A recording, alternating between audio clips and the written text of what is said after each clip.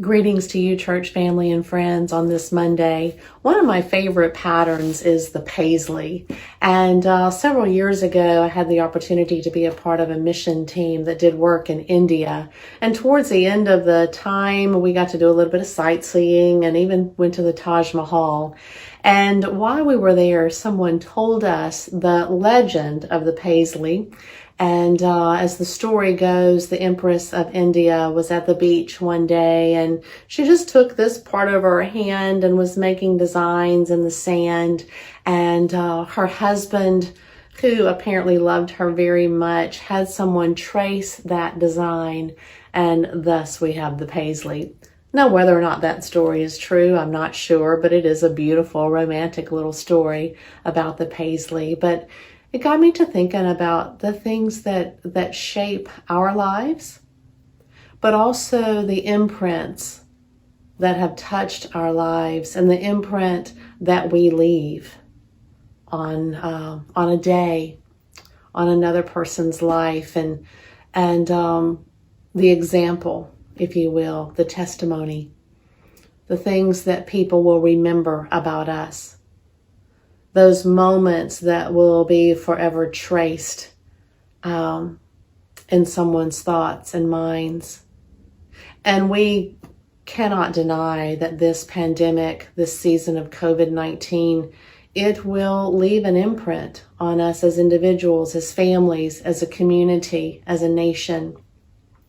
And so it is my prayer that we will continue to live with intentionality. What is it going to look like when we're able to gather together again? And so, think on those things. Those moments where we look at a life and we remember the character, the strength, the confidence, the compassion, the creativity. And how will we use that for good, to bless others, to encourage ourselves that we can be more, that the good news is good news, even during the difficulties. And so no one says it better than Paul, and there's so many wonderful scriptures to pull from. But on this Monday, I just want us to reflect just a moment on his letter to the Philippians, chapter 1, verse 3. I thank my God every time I remember you, constantly praying with joy in every one of my prayers for all of you, because of your sharing in the gospel from the first day until now. I am confident of this, that the one who began a good work among you will bring it to completion by the day of Jesus Christ. And then he says, it is right for me to think this way about all of you because you hold me in your heart.